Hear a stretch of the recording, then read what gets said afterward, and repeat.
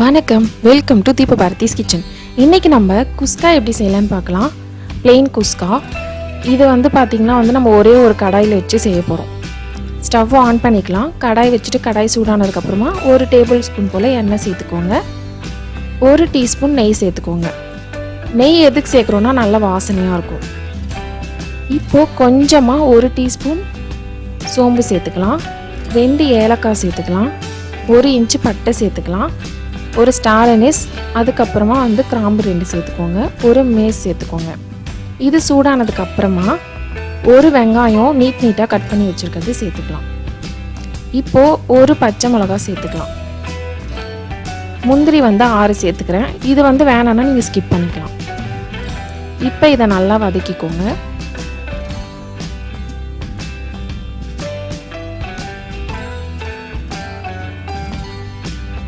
இப்போ இஞ்சியும் பூண்டும் நான் தட்டி வச்சுருக்கேன், அது சேர்த்துக்கிறேன். நீங்கள் இல்லை அப்படின்னா கட் பண்ணது கூட சேர்த்துக்கலாம். பூண்டு ஒரு 6 சேர்த்துக்கோங்க. இஞ்சி 1 இன்ச்சு போல் சேர்த்துக்கோங்க. தக்காளி, சின்ன தக்காளி சேர்த்துக்கோங்க.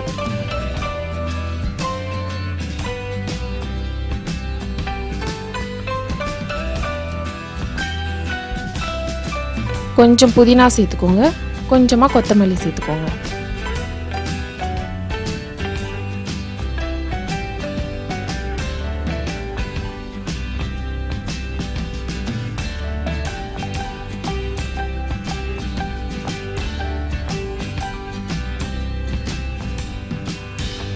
இப்போ இது நல்லா வதக்கிட்டு 1 டீஸ்பூன் போல் உப்பு சேர்த்துக்கலாம். இது 1 நிமிஷம் வதக்கிடுங்க.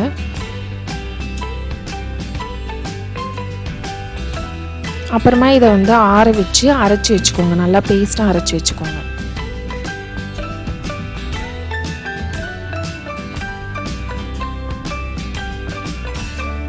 இப்போ நம்ம இதை எடுத்து வச்சிடலாம்.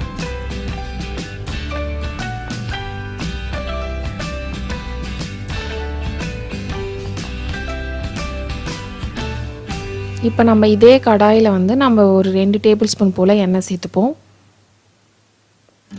1 டீஸ்பூன் நெய் சேர்த்துக்கலாம். 2 ஏலக்காய், கொஞ்சமாக சோம்பு சேர்த்துக்கோங்க. அதில் என்னெல்லாம் நம்ம ஃபஸ்ட்டு இனிஷியலாக சேர்த்துமோ எல்லாமே சேர்த்துக்கலாம். கூடவே 2 பிரியாணி இலை சேர்த்துக்கலாம். இதில் 1 க்ரீன் சில்லி, பச்சை மிளகாய் சேர்த்துக்கலாம். உங்களுக்கு காரம் அதிகமாக வேணாம் அப்படின்னா நீங்கள் இதை ஸ்கிப் பண்ணிவிடுங்க. பெரிய வெங்காயம் நீட்டாக கட் பண்ணி வச்சுருக்கேன், அதை சேர்த்துக்கிறேன். இதை நல்லா வதக்கிட்டு 1 கப்பு புதினா சேர்த்துக்கோங்க. ஒரு 1/2 கப்பு கொத்தமல்லி சேர்த்துக்கோங்க.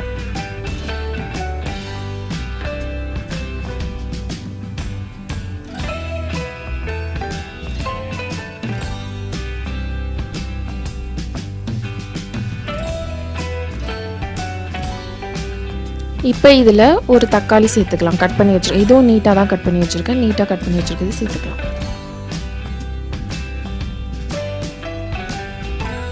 1/2 டீஸ்பூன் உப்பு போட்டுக்கிறேன்.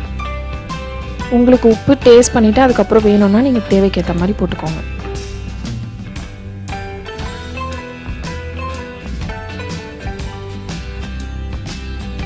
இப்போ அரைச்சி வச்சுருக்கோம் இல்லையா, அந்த பேஸ்ட்டை இதில் சேர்த்துடலாம். இதை சேர்த்துட்டு நல்லா 1 நிமிஷம் நல்லா வதக்கிக்கோங்க. வதக்கி அதோட எண்ணெயெல்லாம் மேலே பிரிஞ்சு மேலே வர்ற வரைக்கும் வதக்குங்க.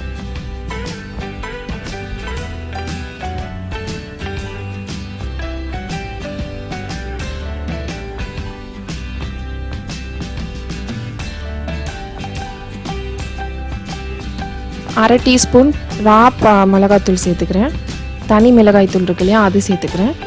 1/2 டீஸ்பூன் போல் உங்களுக்கு கரம் மசாலா சேர்த்துக்கோங்க. நான் இங்கே 1/4 டீஸ்பூன் தான் சேர்த்துருக்கேன்.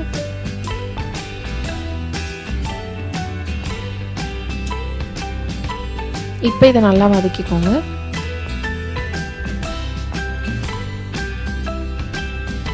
தயிர் 1/4 கப்பு சேர்த்துக்கோங்க. தயிரை நல்லா அடித்து எடுத்து சேர்த்துக்கோங்க.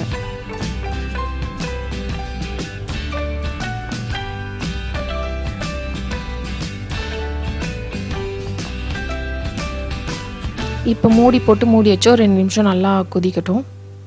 எண்ணெயெல்லாம் பிரிஞ்சு வர வரைக்கும் மூடி வைங்க.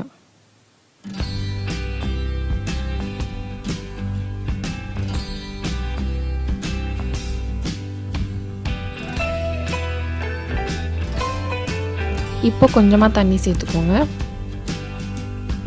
திரும்பவும் நல்லா கலரி விட்டுருங்க. திரும்பவும் மூடி போட்டு மூடி வச்சுருங்க. ஒரு 2 மினிட்ஸ் நல்லா கொதிக்கட்டும். இந்த மாதிரி எண்ணெய் பிரிஞ்சு வந்ததுக்கப்புறமா நம்ம அரிசி சேர்த்துக்கலாம். நான் பாஸ்மதி அரிசி வந்து 1/4 கிலோ எடுத்திருக்கேன். ஆல்ரெடி 15 நிமிஷம் ஊற வச்சுருக்கேன். அந்த அரிசி கழுவுனதை இதில் சேர்த்துக்கிறேன். அரிசி சேர்த்ததுக்கப்புறமா மசாலாவோடு நல்லா மிக்ஸ் பண்ணி விடுங்க. ஒரு 1 மினிட் வந்து மிக்ஸ் பண்ணி விடுங்க. மிக்ஸ் பண்ணி விட்டதுக்கப்புறமா தான் தண்ணி சேர்க்கணும்.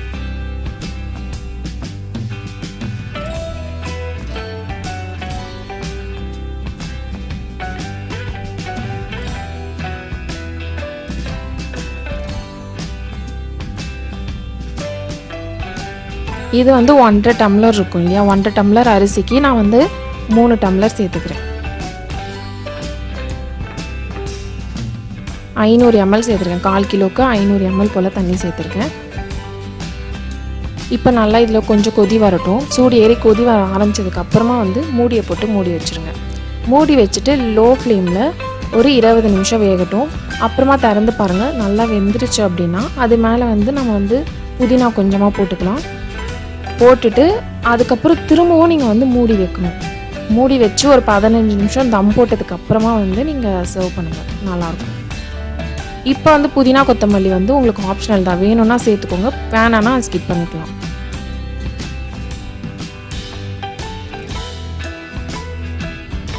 இப்போ மூடி வச்சு ஒரு 15 நிமிஷம் வந்து நம்ம விடுவோம். அதுக்கப்புறமா வந்து சர்வ் பண்ணிங்கன்னா டேஸ்ட்டாக இருக்கும். சூப்பரான குஸ்கா ரெடி ஆயிடுச்சு. உங்களுக்கு இந்த வீடியோ பிடிச்சிருக்குன்னு நினைக்கிறேன். பிடிச்சிருந்தா லைக் பண்ணுங்கள், சப்ஸ்கிரைப் பண்ணுங்கள், ஷேர் பண்ணுங்கள். தேங்க்ஸ் ஃபார் வாட்சிங்.